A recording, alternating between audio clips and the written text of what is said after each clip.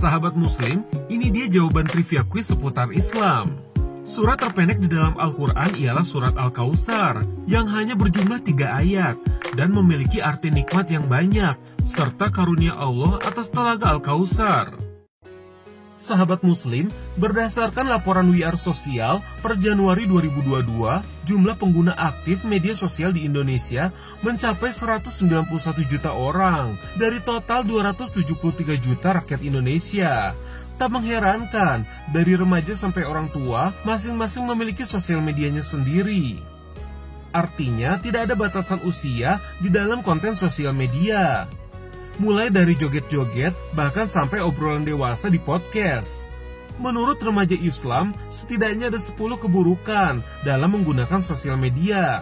Di antaranya, seperti berkurangnya rasa malu, berlomba dalam bertabaruj bagi wanita, meniru gaya perempuan oleh kaum laki-laki, serta hal tak bermanfaat lainnya. Sehingga berdasarkan hal tersebut, banyak ulama yang memakruhkan penggunaan sosial media. Bahkan jauh sebelum boomingnya penggunaan sosial media berbasis musik interaktif, 2 gadis muda sempat viral terlebih dahulu karena memparodikan lagu Keong Racun. Namun ketika itu, belum banyak yang melakukan lip sync seperti mereka. Dan dari segi penampilan pun, mereka tidak berjoget berlebihan. Bahkan kini setelah menikah, penampilan mereka pun semakin syar'i. Namun kini banyak wanita di sosial media yang berjoget secara berlebihan. Bahkan banyak gerakan-gerakan yang mengundang syahwat. Padahal banyak pria lain mahram ikut memandangi jogetnya tersebut. Tak sedikit pula wanita berjilbab turut mengikuti tren berjoget. Dengan pembenaran, mereka tetap menutup aurat dan menyebutnya dengan joget tipis. Padahal, kita tidak dapat mengukur fantasi kaum pria saat melihat joget tipis tersebut. Apalagi jika si penari merasa dirinya cantik dan juga menarik ketika melakukan gerakan tersebut. Tentu saja hal tersebut menjadi makruh, bahkan haram, bila berhasil menimbulkan syahwat dari lain mahram. Sahabat Muslim, pada dasarnya hukum menari adalah mubah atau boleh-boleh saja. Menurut Muktamar NU di Surabaya, hal tersebut diperbolehkan selama tidak ada perbuatan tasyabuh, yaitu gerakan lelaki menjadi perempuan dan perempuan menjadi lelaki. Tasyabuh sendiri dianggap perbuatan menyimpang, yakni seperti pria memakai kerudung, bermake up, menggunakan kalung, dan juga memakai rok. Sedangkan bagi kaum wanita, menggunakan kumis palsu dan juga celana laki-laki. Terlepas dari sisi negatif penggunaan sosial media, tak sedikit pula tersebar konten dakwah di dalamnya yang turut memberikan manfaat. Algoritma sosial media itu tersaji dan tergantung sesuai minat kita. Hal tersebut mengingatkan kita akan sebuah kisah dari Buya Hamka. Ketika itu Buya Hamka mendapatkan tamu yang mengatakan pelacur di Arab itu memakai cadar dan hijab.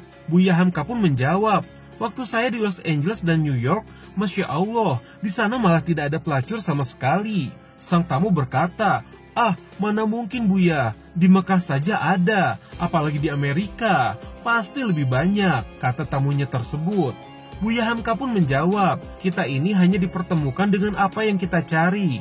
Meskipun kita ke Mekah, tapi jika yang diburu adalah hal yang buruk, maka setan dari golongan jin dan manusia akan berusaha membantu kita untuk mendapatkan keburukan.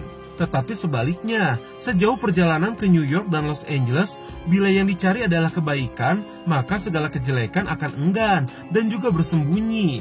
Nah, sahabat Muslim, ada baiknya kita bijak dalam memilih konten yang ada di beranda sosial media kita. Lalu bagaimana Islam memandang tarian yang beredar di sosial media, baik itu tarian daerah maupun modern dance? Berikut pemaparannya.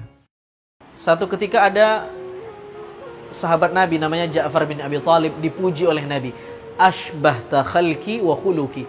Kamu tuh mirip banget dengan fisik saya dan akhlak saya. Sahabat ini riang sekali. Saking riangnya tidak sadar dia melakukan gerakan yang boleh jadi kita sebut hari ini tarian.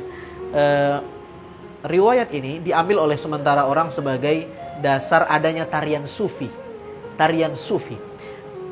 Satu riwayat lagi.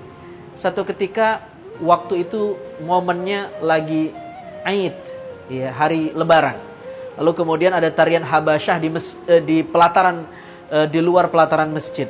Lalu kemudian dalam riwayat itu dikatakan fada'ani.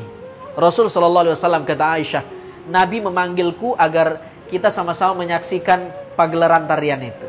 Dan aku bersandar ke dada Nabi.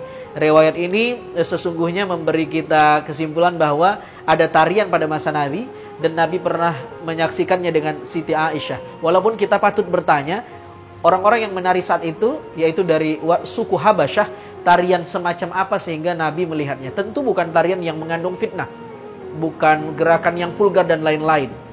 Berbeda halnya kalau tarian itu dengan lekukan tubuh, mengumbar aurat, gerakan-gerakan yang bisa menimbulkan syahwat ketika melihat, maka ini tidak dibenarkan. Lebih-lebih itu dilakukan seorang perempuan. Jadi kalau mau melakukan tarian, bagi seorang perempuan mau banget nari, lakukanlah itu di depan suami Anda, di dalam rumah, di depan pasangan Anda. Beda juga hukumnya kalau Anda melakukan tarian itu di depan pasangan Anda, terus diupload di sosial media, maka dia tidak lagi jadi ruang privasi, tapi ruang publik. Maka hukumnya juga tidak dibenarkan. Karena itu selagi tarian itu tidak mengumbar aurat, tidak vulgar, apalagi tarian bisa membangkitkan jiwa nasionalisme, tarian-tarian adat menyambut tamu kehormatan negara, itu masih dibenarkan. Tapi kalau mengumbar aurat tentu tidak diperbolehkan. Wassalamualaikum warahmatullahi wabarakatuh. Sahabat Muslim, saatnya trivia kuis seputar Islam. Siapakah nama istri Rasulullah yang merupakan keturunan Yahudi, namun memiliki darah keturunan Nabi, yaitu Nabi Harun alaihi salam? Tunggu jawabannya sesaat lagi.